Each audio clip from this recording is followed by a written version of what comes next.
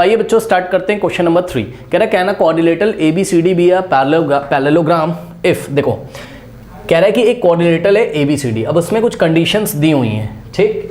Part 1 लेते हैं। Part 1 में क्या कंडीशन दी है, angle D plus angle B is equals to 180। सुनो ध्यान से भाई, क्वाड्रिलेटरल है ABCD, ठीक है।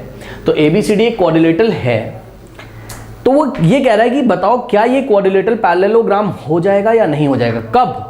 जब ये वाली कंडीशन सेटिस्फाई होती हो, यानी कि angle D plus angle B 180 degree हो जाए। अब आइए, सबसे पहले आपको जब भी ऐसा कंडीशन चेक करने वाला क्वेश्चन मिले तो आपको पैरेललोग्राम की सारी प्रॉपर्टीज याद होनी चाहिए, ठीक। तो पैरेललोग्राम की क्या क्या प्रॉपर्टीज होती हैं बच्चों, देखिए पैरेललोग्राम में जो प्रॉपर्टीज होती हैं वो ये होती हैं, ध्यान से चेक करो। मान लो हमारे पास एक पैरेललोग्राम है। अच्छा, एक खास बात और, अगर उसने बोला क्वाड्रिलेटरल ABCD, ठीक, तो आपको नेमिंग इसकी ठीक से करनी है। मतलब समझो, देखो बच्चों, आपने यहां से नेमिंग करी A, फिर यहाँ पे B, यहाँ पे C और यहाँ पे D, इस तरीके से आपने इसकी नेमिंग करी, ठीक।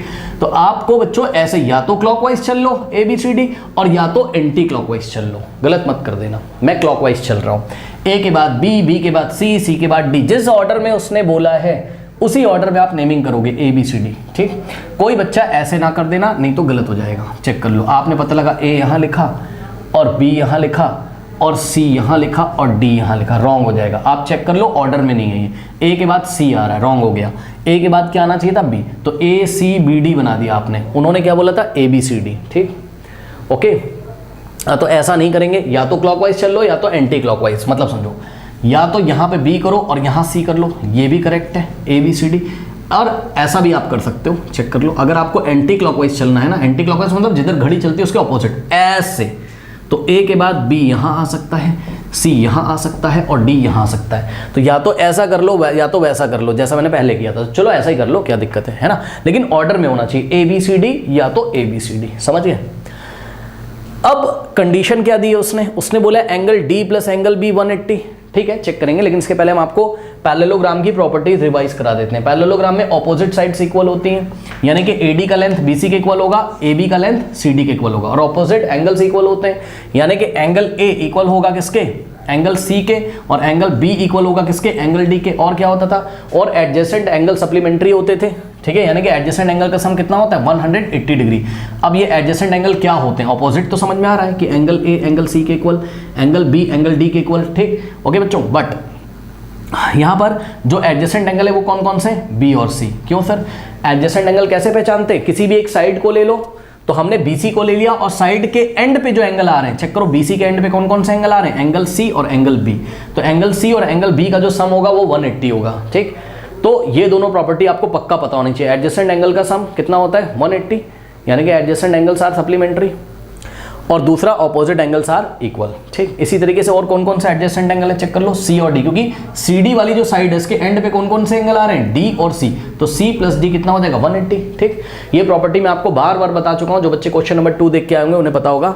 अब आइए बच्चों, इस क्वेश्चन में हम देखते हैं कि क्या चल रहा है। इन्होंने हमसे बोला कि भाई किसी क्वाड्रिलेटरल में, देखो अभी ये पैरेललोग्राम हुआ नहीं है, अभी ये सिंपल क्वाड्रिलेटरल है। सुनो, ये तो चलो हमने आपको पैरेललोग्राम दिखाया, कोई दिक्कत नहीं है, लेकिन वो आपसे ये कह रहा है कि बेटा एक आपके पास क्या है, एक क्वाड्रिलेटरल है, सिंपल एक क्वाड्रिलेटरल है। ये देखिए A B, हाँ ऐसा कर लो, चलो A B और C एंटी क्लॉकवाइज ABCD। कह रहा है कि भाई देखो, अगर एंगल D और एंगल B का सम 180 हो जाए, यानी कि ये वाला एंगल और ये वाला एंगल, इन दोनों का अगर सम 180 हो जाए, तो क्या ये क्वाड्रिलेटरल पैरेललोग्राम के लिए क्वालिफाई कर जाएगा। तो सुनो ध्यान से, कर भी सकता है और नहीं भी कर सकता है। आई रिपीट, कर भी सकता है और नहीं भी कर सकता है। क्यों सर, बच्चों ध्यान से चेक करो, कुछ सिनेरियो हम आपको दिखाते हैं, ध्यान चेक करो। क्या पता ये एंगल 30 डिग्री हो, अरे मान लो, और ये एंगल कितना हो, 150 डिग्री हो, ठीक, और सच में ये पैरेललोग्राम रहा हो सकता है, बिल्कुल हो सकता है भाई। मान लो, नहीं sorry, I am very sorry, opposite angle तो हमेशा इक्वल होते हैं ना। क्या पता ऐसा सिनेरियो हो कि ये 90 डिग्री हो और ये भी क्या हो, 90 डिग्री।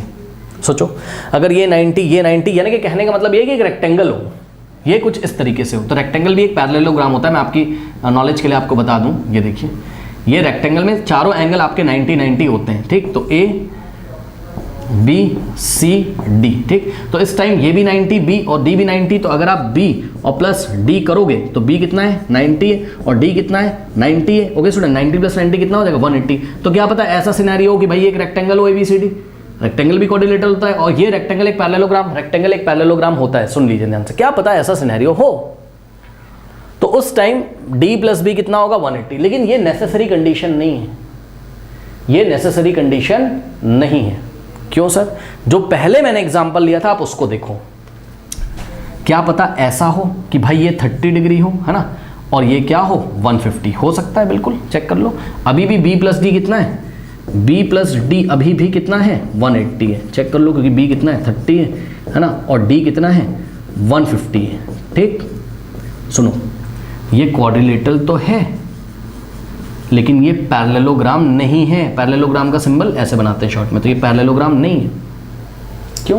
पैरेललोग्राम के बच्चों ऑपोजिट एंगल इक्वल होते हैं, तो ऑपोजिट एंगल इनको इक्वल देने चाहिए थे। अगर ऑपोजिट एंगल ये इक्वल दे देते हमें, मतलब बोलते कि भाई angle A is equal to angle C है और angle B is equal to angle D, ये कंडीशन अगर दी होती तब तो ये क्वाड्रिलेटरल क्या होता, पैरेललोग्राम होता, ठीक है ना। ओके, तो ये जो कंडीशन दी इसमें तो ऑपोजिट एंगल का सम कितना दिया उसने हमें 180 डिग्री। ऑपोजिट एंगल कौन कौन से हो गए, बी और डी। चेक कर लो, जब आप ठीक से फिगर बनाओगे तो आपको दिखाई पड़ेगा बी और डी का सम 180 दिया हुआ है।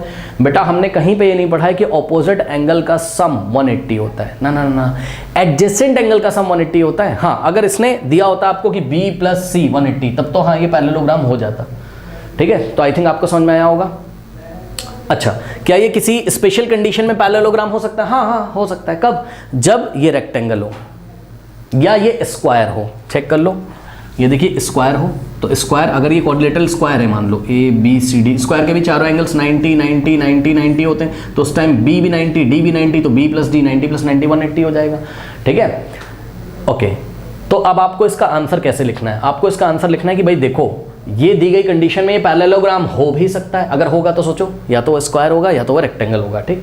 और नहीं भी हो सकता है, नहीं भी हो सकता है में ऐसा कोई क्वाड्रिलेटरल होगा जो कि पैरेललोग्राम नहीं होगा, ठीक।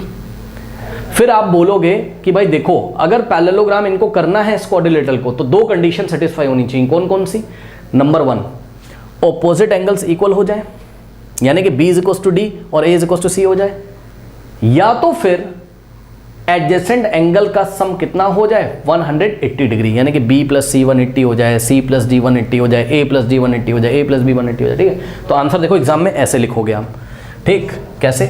आप लिखोगे for d plus B is equal to 180, यानी कि जो कंडीशन दी हुई है क्वाड्रिलेटरल ABCD में और मे नॉट बी पैरेललोग्राम। ये पैरेललोग्राम हो भी सकता है और नहीं भी हो सकता है। फिर आप आगे लिखोगे अलोंग विद दिस कंडीशन, ये जो कंडीशन दी है इसके साथ the following condition should be fulfilled, ठीक है। ये जो कंडीशन दी है, चलो भाई ठीक है, इनको देने दो ये कंडीशन, लेकिन इन्होंने ऑपोजिट एंगल का सम 180 दिया है, इसका कोई खास फर्क पड़ता नहीं है, ठीक है। ये कंडीशन उतनी मैटर नहीं करती जितनी ये दोनों कंडीशन करती हैं, तो ये दोनों तो हमेशा फुलफिल होनी चाहिए। कौन कौन सी? The sum of the measure of the adjacent angle should be 180, और second opposite angle should also be of the same measures. तो ये दोनों प्रॉपर्टीज फुलफिल होनी चाहिए। तो इस तरीके से आप इसका आंसर करोगे, ठीक है बच्चों, नोट कर लीजिए। नाउ स्टूडेंट्स, क्वेश्चन नंबर 3 का पार्ट सेकंड लेते हैं। कह रहा है क्वाड्रिलेटरल ABCD, तो अभी मैंने आपको बताया था ये पैरेललोग्राम का सिंबल है बच्चों, है ना। कहना क्वाड्रिलेटरल ABCD भी या parallelogram if this condition is given. तो बच्चों ध्यान से चेक करो, चलो मान लो एक क्वाड्रिलेटरल बना लेते हैं रैंडमली इस तरीके से, ठीक है ना। अब इसका नेमिंग करो, नेमिंग आपको जैसे दिया वैसे ही करना है, यानी कि क्लॉकवाइज कर लो या तो एंटी क्लॉकवाइज। सो ABCD, इस बार चलो क्लॉकवाइज कर लेते हैं, ABCD, ठीक है ना, ऐसे चल रहा है क्लॉकवाइज, ABCD, करेक्ट। नाउ अब इसने आपको दिया है AB DC के इक्वल है 8 सेंटीमीटर, ठीक है, यानी कि AB भी कितना है 8 सेंटीमीटर, ओके। और देखो बेटा कह रहा है ABCD दोनों इक्वल है, AB DC दोनों इक्वल है, यानी कि AB और DC इक्वल है। चलो मान गए AB और DC इक्वल है। अब सुनो ध्यान से, देखो कोई बच्चा सोचेगा अरे वाह ये तो पैरेललोग्राम के लिए क्वालिफाई हो गया क्योंकि ऑपोजिट साइड इक्वल हो गई। बच्चों ऑपोजिट साइड के दोनों पेयर इक्वल होने चाहिए, मतलब समझो AB DC के इक्वल है, चलो मान गए ठीक है भाई, AB is equals to DC है, चलो अच्छी बात है कि दोनों 8 8 है, लेकिन AD की लेंथ भी BC के इक्वल होनी चाहिए तब ये पैरेललोग्राम होगा। लेकिन यहाँ पर देखिए AD कितना दिया है 4, चेक कर लो बच्चों, AD कितना दिया हुआ है आपको 4 सेंटीमीटर, और BC कितना दिया हुआ है BC दिया है बच्चों 4.4 सेंटीमीटर, ठीक है। तो क्या ये पैरेललोग्राम के लिए क्वालिफाई करेगा? नहीं करेगा। क्यों सर? ये वाले ऑपोजिट साइड तो इक्वल हैं, AB और DC, लेकिन बच्चों ये वाले ऑपोजिट साइड इक्वल नहीं है आमने सामने वाले, कौन से? AD और BC। तो here AD is not equals to कैसे लिखते हैं? AD फिर इक्वल लगाएंगे, फिर कट कर देंगे इसको, ठीक। AD is not equals to BC। Check कर लो बच्चों, AD कितना है? 4 है, और BC कितना है? 4.4 है। तो AD BC के इक्वल नहीं है। इसको क्या पढ़ेंगे? AD, ये के सिंबल को क्या पढ़ते हैं? AD is not equals to BC। इसको क्या पढ़ते हैं? AD is not equal to BC। Okay, hence this is not a parallelogram. ये पैरेललोग्राम नहीं। अब ठीक से अगर आपको आंसर लिखना हो तो आप लिखोगे, यहाँ पे आंसर लिखोगे no this condition is not possible, means in this by following these conditions ABCDs cannot be a parallelogram. ABCD cannot be a parallelogram. Why का आंसर है in parallelogram both pair of opposite sides should be equal. in parallelogram both pair मतलब ये वाला इसके साथ और ये वाला इसके साथ, both pairs of opposite sides should be equal, है ना। both pair equal होने चाहिए, but here रीजन देंगे, but here in this condition the opposite sides are not equal. But here in this condition the opposite, one pair of opposite side is not equal. One pair of opposite sides are not equal. और नीचे हम लिख देंगे कौन कौन से sides की बात कर रहे हैं। I डॉट ई को क्या पढ़ते हैं? दैट इज कौन कौन से साइड है वो? AD और BC। हम लिख देंगे that is AD is not equals to what? BC। Okay students, तो ये पैरेललोग्राम नहीं हो सकता। ये सिंपल कोरिलेटर है, लेकिन ये पैरेललोग्राम नहीं है। ओके बच्चों, नोट कर लीजिए। Now students, question number 3 part 3। Okay, question number 3 part 3। Question में आपको क्या बोला था? उसने बोल रहा है कि can a quadrilateral ABCD B a parallelogram if this condition is satisfy. सुनो ध्यान से, ये कंडीशन दी है, ABCD कोई कोऑर्डिनेटर है, रैंडमली कोई कोऑर्डिनेटर आप इस तरीके से फिर से ड्रॉ कर लीजिए बच्चों। लेट अस से ABCD नेमिंग ठीक से करिएगा, या तो क्लॉकवाइज चल लो ABCD, या तो एंटी क्लॉकवाइज ABCD कर लो, ठीक है। तो हमने यहाँ नेमिंग क्लॉकवाइज करी है ABCD, करेक्ट। इन्होंने बच्चों एंगल A कितना दिया है? 70 degree, okay.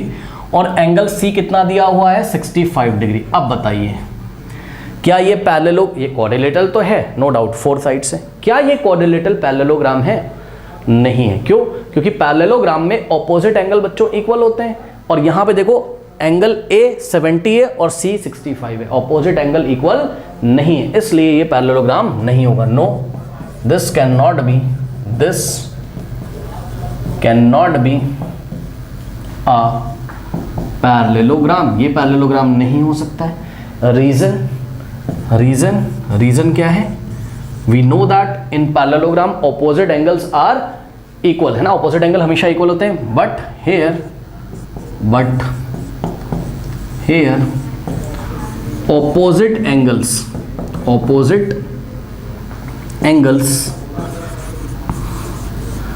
angle A and angle C are not equal। कौन कौन सा एंगल है? एंगल A और एंगल C अपोजिट एंगल है, वो इक्वल नहीं है। चेक कर लो, एंगल A कितना है? 70 और एंगल C 65, यानी कि measure of angle A is not equal to लगा के कट कर दो, इसको क्या पढ़ेंगे? Not equal to. Measure of angle A is not equals to measure of angle C। M का मतलब मेजर ऑफ। ओके बच्चों, तो इस तरीके से नोट कर लीजिए।